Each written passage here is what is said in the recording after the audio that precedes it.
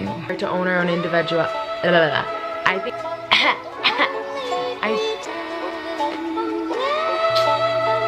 What's that? Welcome to my crib.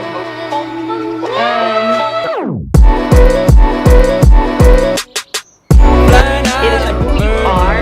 No one else can be that makes you so incredibly special. Hi guys. So today I want to talk about something that is super important. I'm calling this series #NoFilter because I know it sounds kind of cheesy, but I promise it's just a play on words. I'm calling it #NoFilter because it's basically where I just want to talk about, you know, issues that are really important in the world, issues that I think need more attention, or just like stuff in society, like stupid stuff or messed up stuff or just anything, good stuff, bad stuff, or anything and everything. And I just want to have no filter about it. And I just want to be able to say whatever I want. I want to talk to whoever who needs to hear this. And basically that's what I want to do. So that's why it's called #NoFilter. Today I want to talk about an issue that is very important to me, and really spent a ton of time working on with myself. And that is self-love and all that good stuff. But it's just, today's video is basically about getting emotionally healthy. And I really want to talk about some of like the ways we talk about loving ourselves and like getting emotionally healthy. Like I think often, a lot of times, like the topic gets really misconstrued. And so that's what I'm gonna talk about. Stick around if you want, but let's get into it. So today I want to start by talking about our beauty standards, because I think that's a super important way of working on getting emotionally healthy. And what I mean by that is the way you see. I'm talking about like the way you see yourself and seeing yourself in a positive light. And I'm not saying every single day thinking you're perfect. I'm saying understanding, even if you're having a bad day, that you deserve to feel beautiful still, and you deserve respect. And you can have bad days, but know that that doesn't mean you need to think badly about yourself. I think there's a huge difference there. So basically, first I'm going to start by reading my New Year's resolution. This is kind of cheesy, but if you know me, this was like a huge issue in my life. And I guess now everyone knows, but whether or not people know doesn't mean it didn't happen to me. So this is what I wrote to myself junior year, I think. That's when I was really struggling with just everything, just the way I saw myself, the way I was treating myself, and then subsequently the way I let people treat me. So this is what I wrote to myself.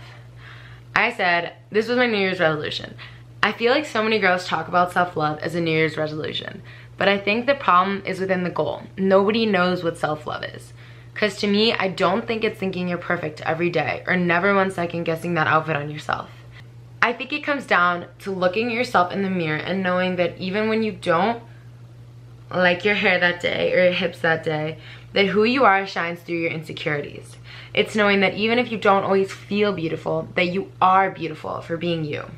For being so rare, because no one can replace you. No one can do you better than you do you. I think self-love is learning to understand that your body or your nails or your teeth aren't going to look perfect every day, but still through it all, you remember that the world needs someone like you, because you are the most perfect version of you, because no one else can do it better. Owning your individuality will always be the most beautiful quality. And that's when we start to own our look at every weight, age, and stage. Because it is who we are, who no one else can be at this time and in this moment, that makes us so special. So that's what I wrote myself as just a reminder throughout the new year, when I was really working through a lot of this, just the way I saw myself, but just in general. Like, I think our idea of beauty is so misconstrued. And what I mean by that is, even in like positive videos where people are saying like, oh, you should love yourself, oh, you know, your flaws make you you, your flaws are so special, you need your flaws, they make you different. Like, I think the word flaw like already gives such a negative connotation about the whole thing, because to me, a flaw sounds like an area that you need to change, a bad thing, like something you need to work on, something you don't want.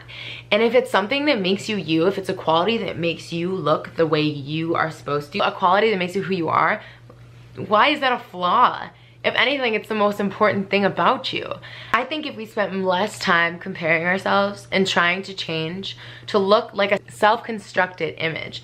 I mean, if you really think about it, like our ideas of beauty have changed like so much throughout the years. Like what you want to look like always changes. And so why would we want to look like something that isn't even real, that's completely self-constructed? Like our ideas of what beautiful is, like it changes all the time. So like, the only thing that can stay permanent through all that change is how you see yourself.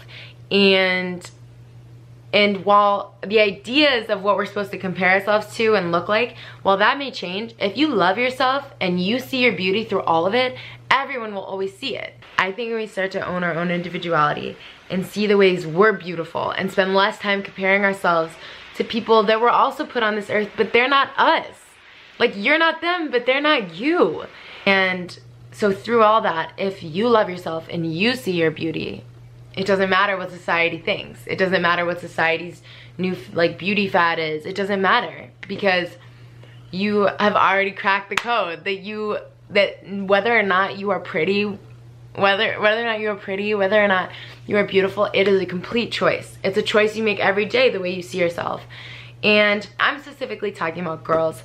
I know for guys, there's of course like some messed up standards too, but I think girls definitely take it really, really hard. And we put a ton of pressure on ourselves, as I'm sure guys do, but girls, it can just be really vicious. And I think like understanding that if you spent less time comparing yourself and trying to be someone that you weren't meant to be, you'd get to know yourself and you'd get to see who you were meant to be. I think it's so crazy that someone, whatever you believe in, something said, we need this person. Like, we need this person on this earth, and this is what he or she is gonna look like. Like, that is so special just in itself, that like someone out there said, we need her, and this is what she's meant to look like. Or we need him, and this is what he's meant to look like. And if you learn to own that, if you learn to like see who you truly are, to find all the ways that you are beautiful, you'll learn to love yourself, and you'll learn to see that beautiful has a bajillion different definitions, and whether or not you love yourself is a choice. Like whether or not you see yourself as beautiful is 100% your choice. And honestly, like think about that. Like it is. Like there are girls and there are guys who don't care what society thinks, and they just, because they know that it's not real, that it's completely socially constructed. And we all see their beauty when they post pictures or when we see them in person, and they are just owning themselves, and they don't look like what society says they need to necessarily. Like they are just owning themselves, and everyone's always like, oh my god, that is so like cool, that is so like, I'm so jealous. Like I wish I could just love myself like that. Like I wish I could own my look like that.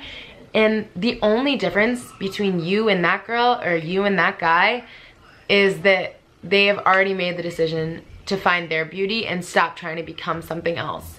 They've already made the decision to learn how to love themselves. You can decide. You decide whether or not you're beautiful. Think about it. Like, you make that choice every single day, whether or not you're gonna love the way you look, or whether or not you're allowed to like the way you look. Like, you make those decisions.